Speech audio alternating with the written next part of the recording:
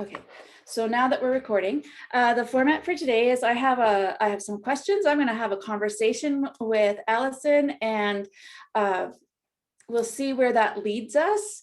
And from there, at about 2:15, we'll wrap up the questions I have, and I'll stop the recording. And then if any of our participants have conversation or questions they want to ask Alison, you're welcome to do that. So here we go. Alison, welcome. Hi, so I'm Alison. I'm a composer. I'm the Carrefoure Composer at the National Arts Center Orchestra, and it's a wonderful program supported by the National Arts Center Orchestra and the Canada Council for the Arts. And also myself, I'm a music student. I'm in my 4th year at the University of Chicago, where I study music theory and composition. And I write music and I make music. I play the piano, and so music is sort of like my job. Yeah, Awesome. So that's awesome. Pretty much a summary about me. So I'm going to ask a question that's not on the list, just because you said you're in your 4th year of a PhD program in music. So how many years have you been studying music after high school? Okay, let's see.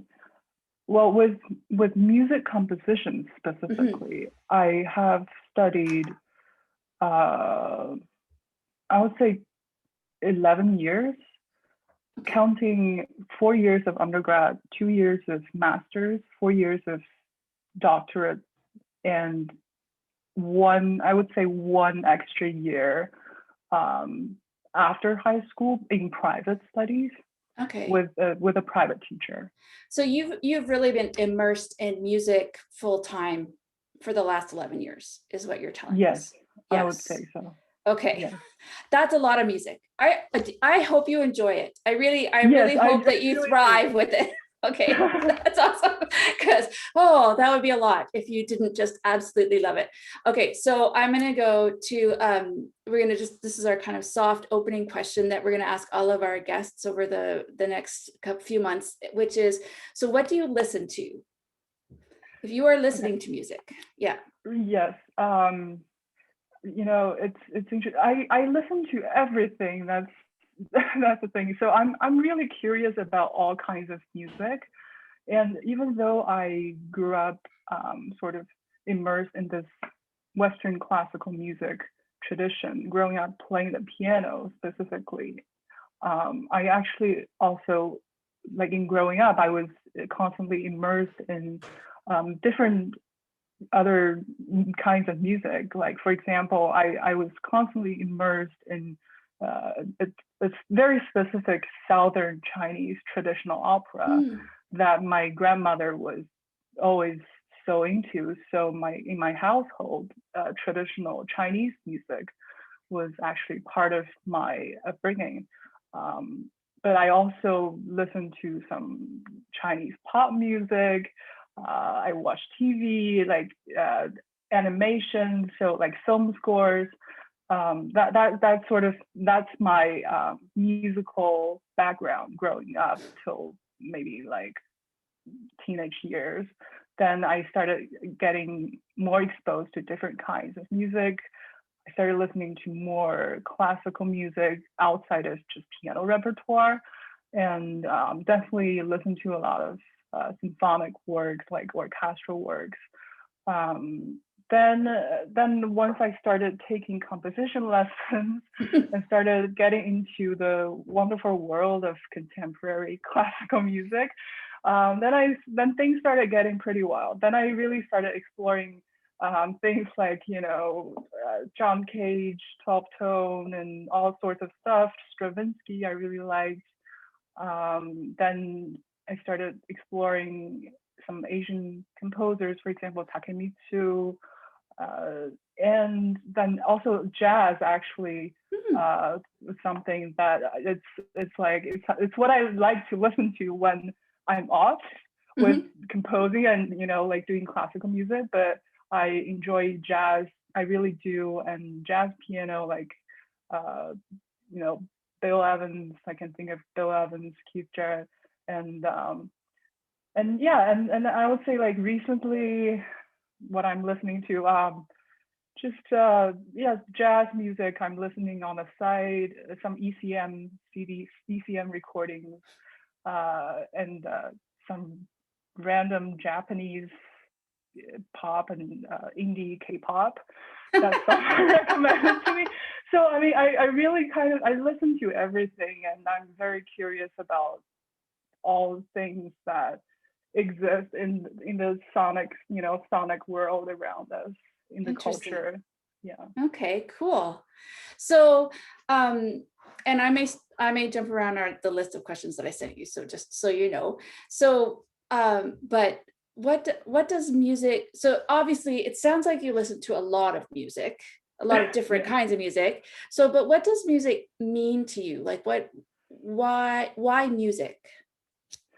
I think music for me, first of all, I think specifically music composition is my way of expressing myself and connecting with the world. That's how I see it. And I think it's a medium for self-exploration and for learning about myself, but also the world, the people around me, and communicating with the world around me. And I see music as just part of life. And it's sort of just like air and water to me at this point. So it's quite essential for living to me, I think. So, Um, I'm just wondering, like, what kinds of things have you discovered about life or about the world through music? um, because I think when listening to any kind of music, I would naturally, first of all, if a piece of music, any piece of music interests me, I would just want to find out about what's behind it, Oh, okay. like the composer, the background, the context, what happened during that period of time, and looking at the composer's backgrounds also, then perhaps, through that kind of research, I would say I would dig up some other interest. I'm pretty sure, there's always really interesting information that I could dig up to, and that would lead me to further things, like further sounds and further interesting, like in terms of influences. And I think in a way, because I think, so a piece of work can really connect the time periods, and to connect people in a almost like a timeless way. Mhm. And like it's very, and I would feel connected with this composer in a way. And that's how I see, like music really allows me to explore and to learn about the history, the past, the present, the future, and also about myself. Perhaps, the reason, like why I prefer certain kinds of sounds, for example. Does that have to do with my upbringing?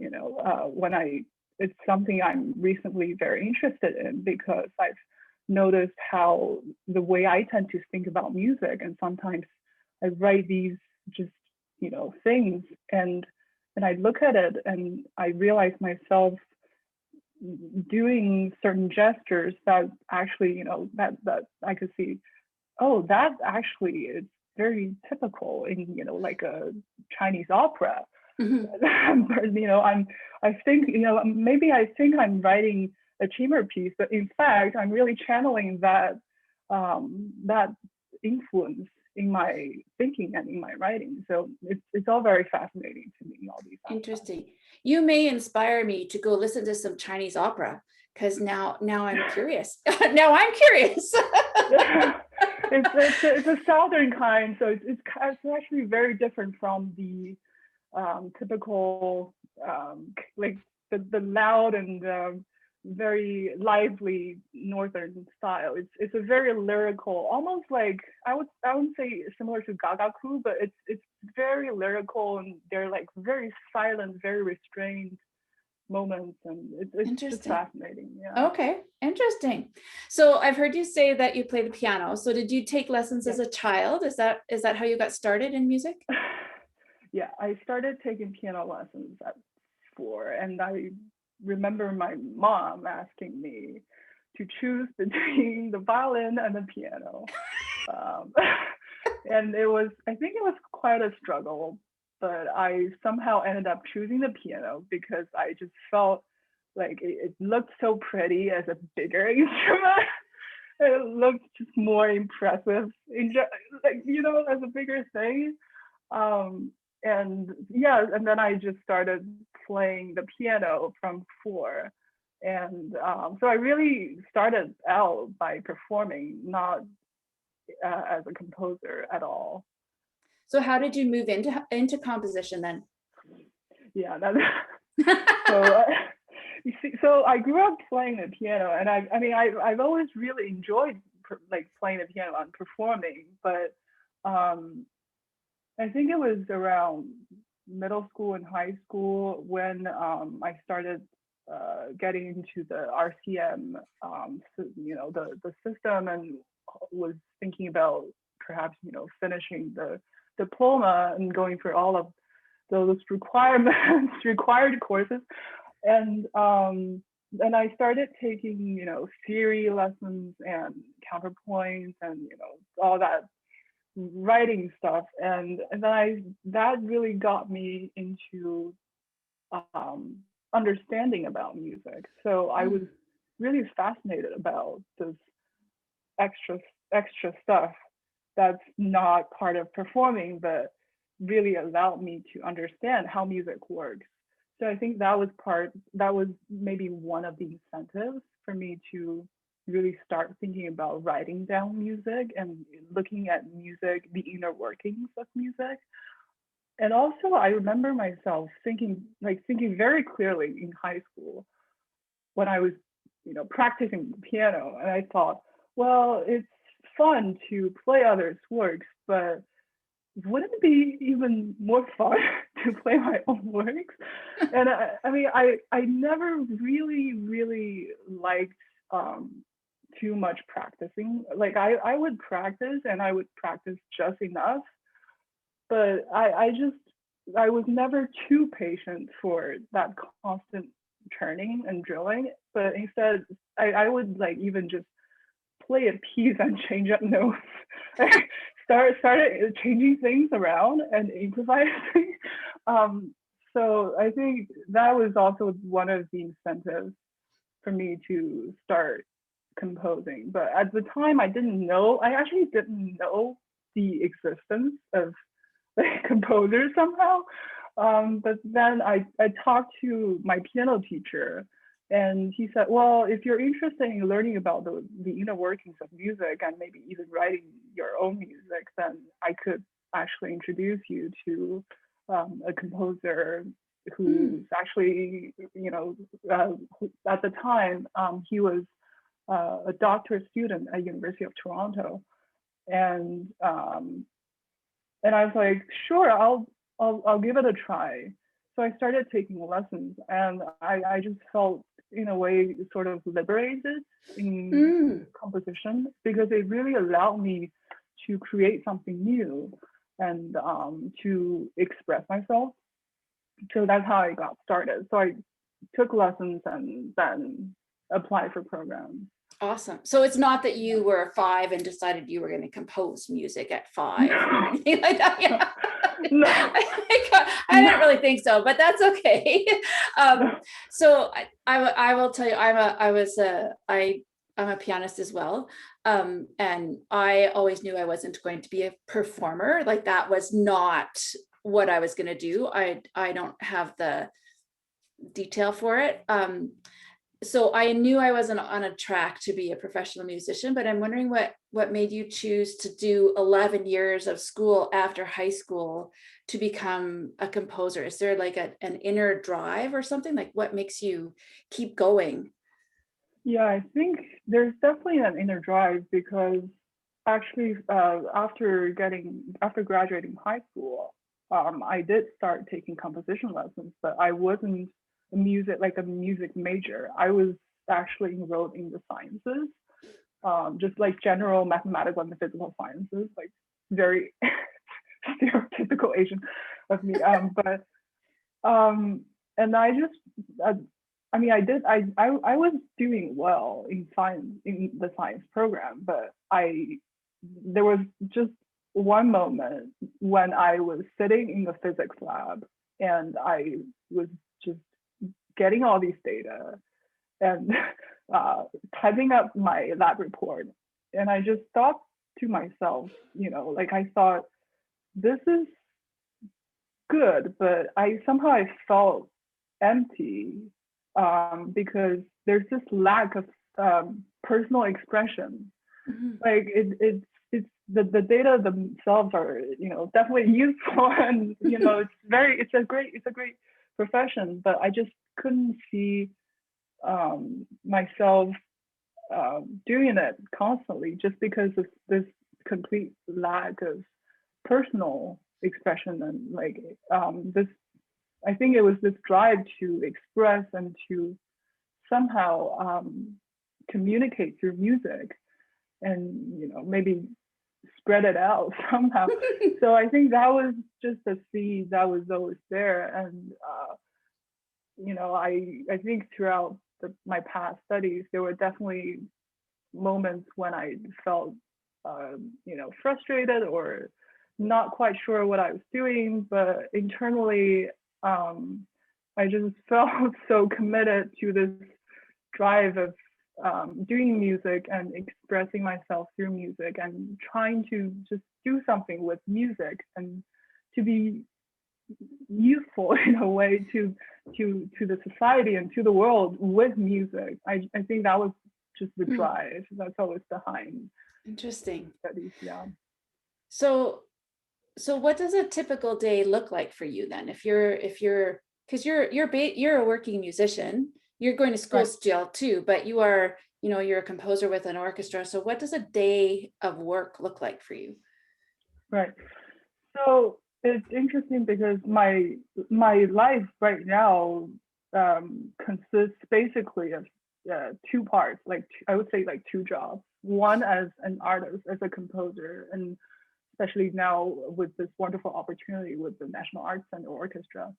But on the other hand, I am a music student, and I have my obligations and specifically as a PhD student to do research and to teach and be course assistant, etc.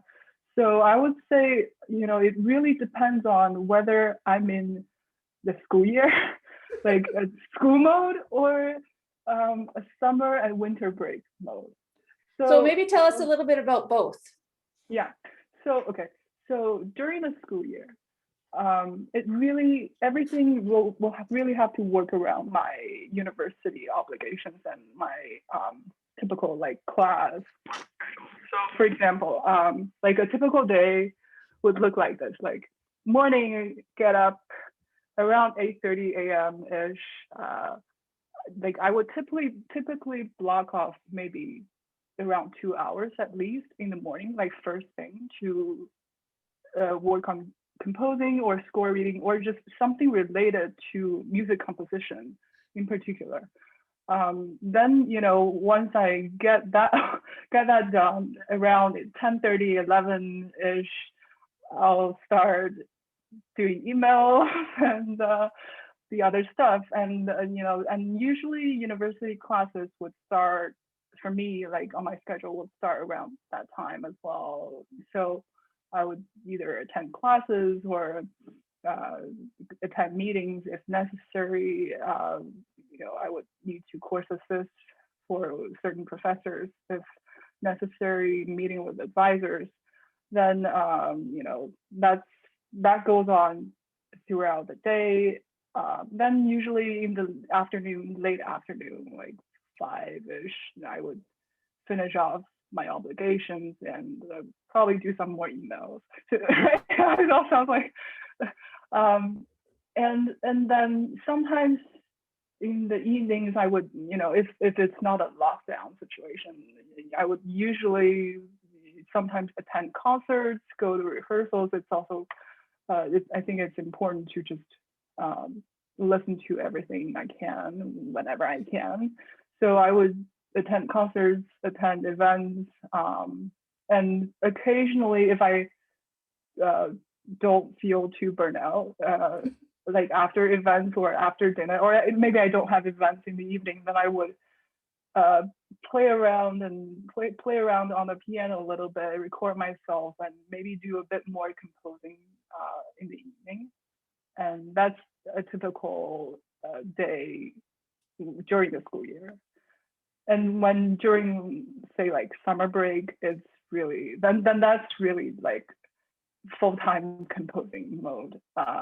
And I would get into this like crazy hermit mode where I would basically just, try to work on my craft, usually compose very intensely in the mornings whenever I can. And afternoons, sometimes I would take afternoons off because I feel like it's actually, it's more refreshing to like take walks and kind of refresh myself. But then I would usually come back and do more composing, or sometimes just like score reading and playing instruments in the afternoons. That's how my breaks would look like. So it's this. So again, you spend your days immersed in music, kind of like you spent the last 11 years immersed in music. Like music is just around you all the time. Right. And yeah. Okay, so I'm actually gonna circle back because it occurred to me, I did not ask. So you took piano as a child. Right. Where like did you, like, was it like the lady down the street that taught you piano, or where did you take piano? So I actually took piano. I was born in China. I grew up in China, and so at the time, well, my family, I would say like music. It's not my parents' profession. It's not any of my family members' profession. But we've always enjoyed music in the household, and my grandfather played the violin like really well, quite professionally, but he was a research physicist. So I think I really enjoyed music, and I think I bugged my mom about wanting to pick up an instrument, and so my mom tried her best and found this one professor at this very really local music conservatory in the area, and who was interesting, who was not a professor in piano, but actually a professor in like ethno music, so Chinese yangqin, like the zither. But her son was this really wonderful pianist, just happened to be a good pianist. And so, after my mom asking me, like, do you want to do violin or piano? I said, well, that piano looks better. Like, we went to the instrument store. I said, that looks better. It sounds good too. So yeah. So So as a local teacher? Right, yeah. A local teacher at the conservatory. Yeah. And then when did you come to Canada then? I came to Canada when I was 14. Okay. So after high school, because I can't remember, which university did you go to after high school? So I was first at University of Toronto for 2 years, but I was in the sciences. Then I transferred. I went to Manhattan School of Music in New York for my undergrad in music composition. Okay. Then awesome. then I just have been outside the border. That's okay. It's But all now good. I'm in. Now I'm in.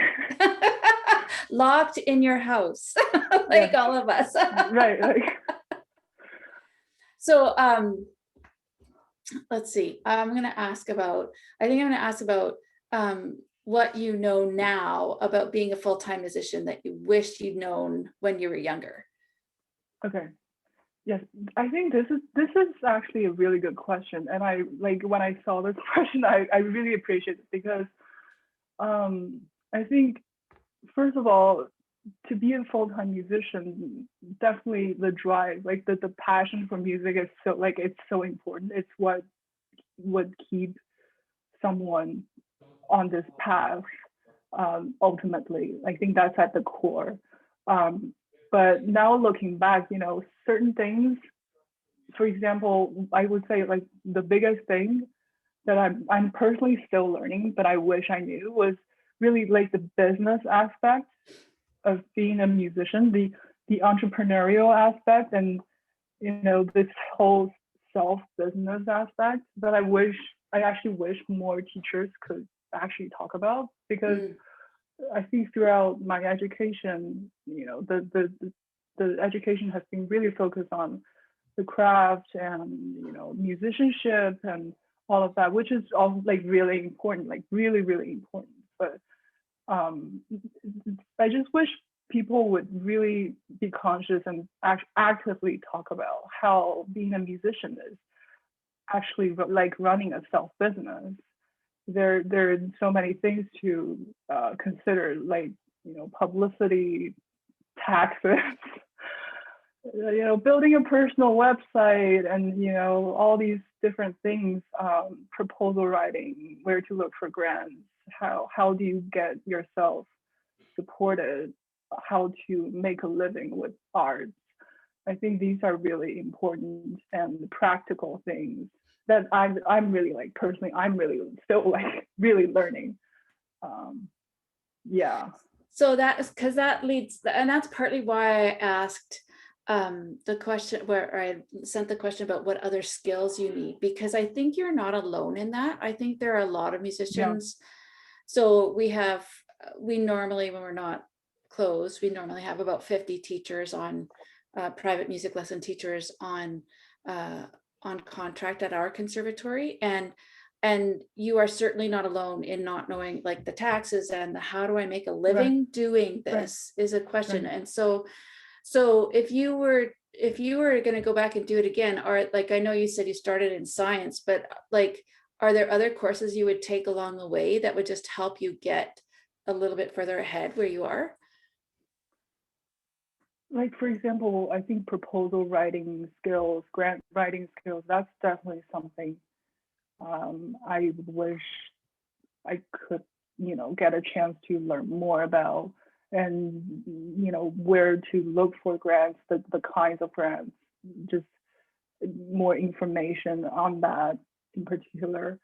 And also, like, for example, for composers, I would say publishing scores, how does royalties work, these like copyrights and stuff. I'm really still learning, but I wish there could be a course just focused on copyright, royalty collection, how do you protect your right,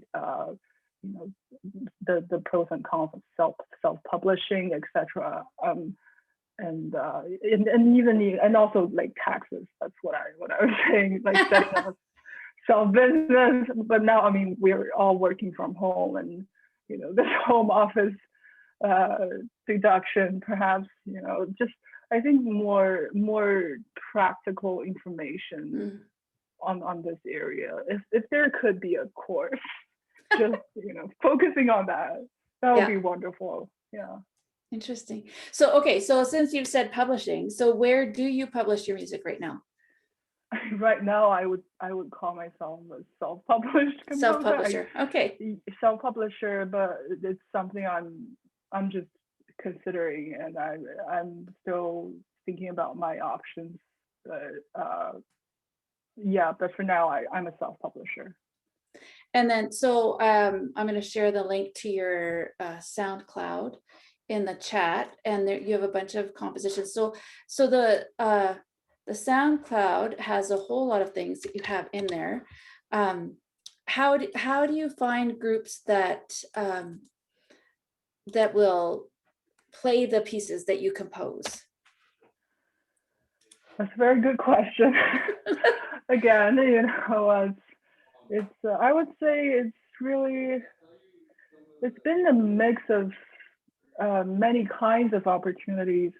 One thing I really appreciated about being in music school for my undergrad was that I really got immersed in this environment where I was jamming with different musicians, like, you know, different instrumentalists, players. And so I really started out by making friends with the people who were also living in our dorm building, and you know, and playing for each other. So sometimes if certain composers had a new work, and you know, not all conductors necessarily were willing to take on certain like weird like too avant-garde moves, then you know, I would always be more than happy to take on the gig and play with everyone. So I think that communal music making and bonding experience was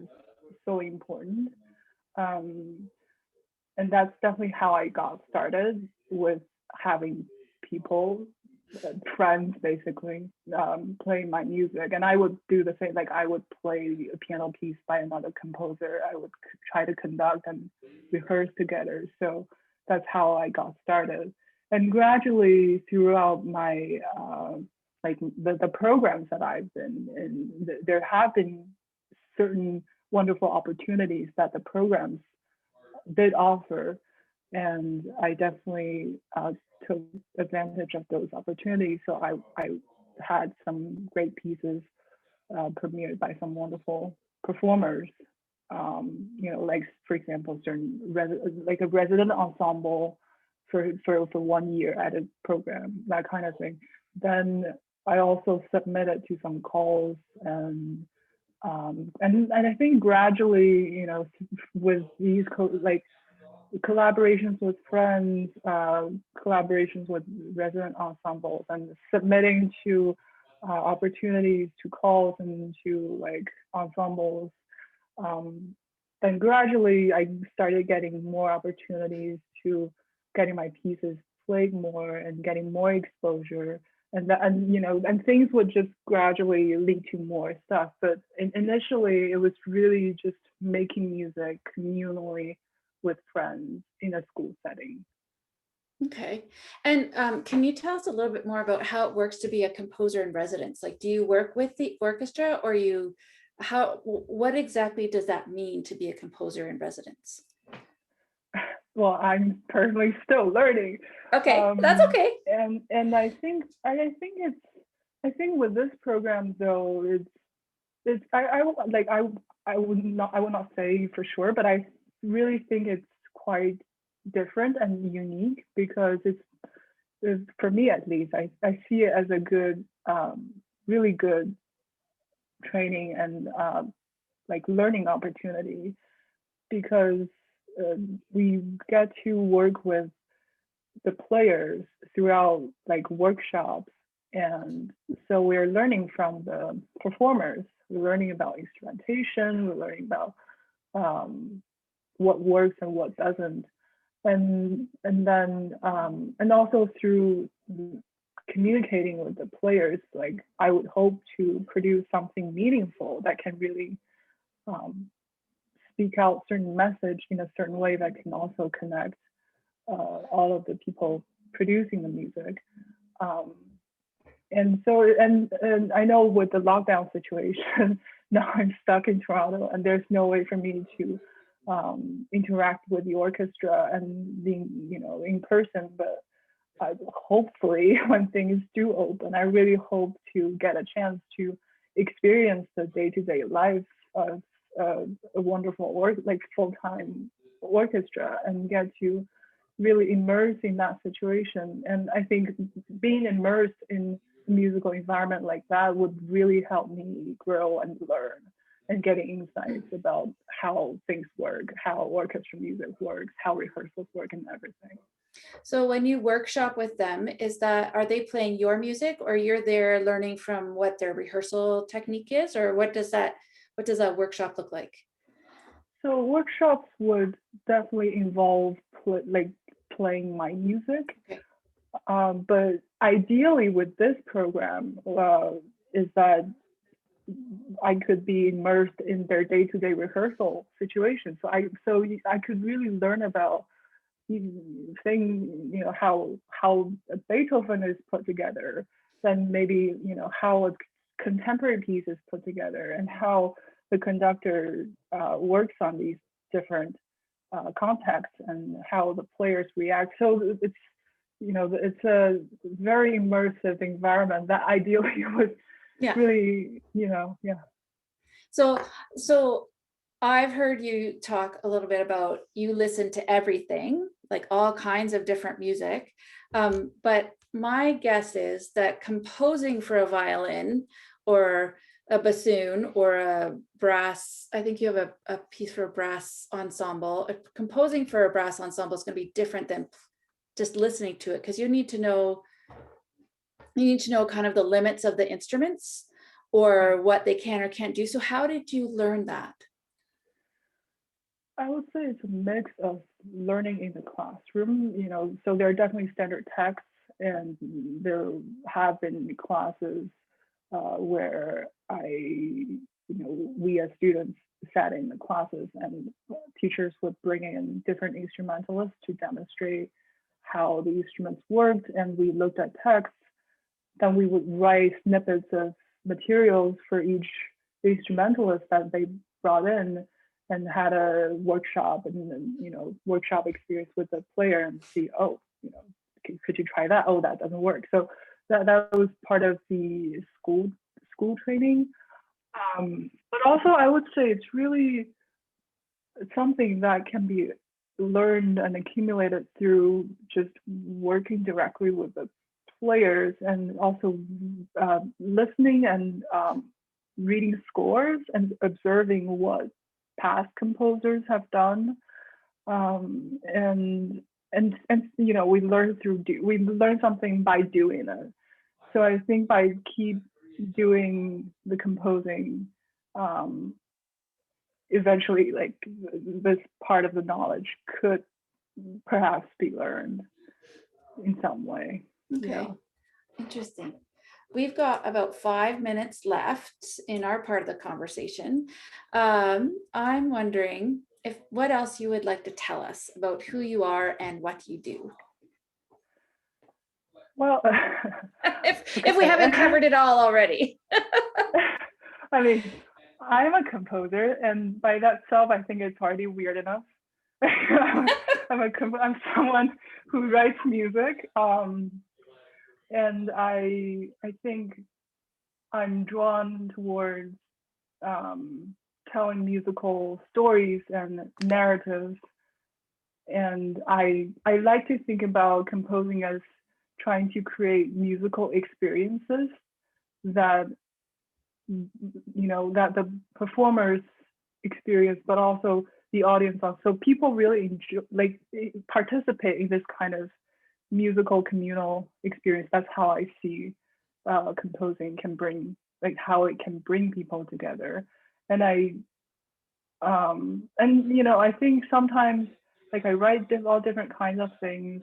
There are pieces that are more story-like. There's pieces that are more maybe image-like. So I occasionally I would think almost like a painter, I'm painting on canvas, or building a musical architecture, designing an architecture that people could maybe comfortably or uncomfortably walk out of. So I just think that I create these musical things and experiences that may or may not intrigue people. And I would say I try to understand and make connections with myself the people around me and the cultures through music. So if you were going to suggest to someone which of your pieces they should listen to first, just to get a sense of who you are, is there one that you would recommend that they listen to first? I would recommend an orchestral piece of mine called River Memory to anyone who wants. Yeah, Okay. and I would say that's I would say it's not the most technical piece, but I can see myself expressing my true self and expressing my identity in it. Awesome. That's great. We are at 13 minutes after 2. I will just let everybody know that Alison is with us today, thanks to the National Arts Center. So I'm going to ask Natasha just to say a few words about the National Arts Center and their program, and then I will turn off the recording after that and we'll open it up for questions. Great, thank you, Krista. So I'm Natasha Harwood with the National Arts Center Music Education Department, who are co-producing essentially today's event. And Alison is a Carrefoure Composer with the NAC Orchestra, as has already been mentioned. Carrefoure is an exciting partnership launched just in 2017, so it's fairly new, between the Canada Council for the Arts and the National Arts Center. The program offers a residency with the NAC Orchestra for emerging, culturally diverse or Indigenous composers. And in addition to commissioning 2 works from each participating composer, it provides unique opportunities for learning and mentorship, particularly from NACO Music Director Alexandra Shelley. And if you're interested, please find out more about Carrefoure on the Canada Council's website. I'd also like to say a special thank you to our education partners at the NAC. Special thanks to the Janice and Earl O'Bourne Fund for Excellence in the Performing Arts, the Lee Cross Foundation and Craig Foundation for their generous support of the NAC Orchestra and music education programs at the NAC. Thank you so much. Krista, back to you. Awesome. Thanks, Natasha. I'm going to put, there's Alison's website is in the chat now if you're interested in that. And as we continue on, if you have questions, I will also add the National Arts Center and their website in there. So I'm going to stop the recording. Hold on. Stop recording.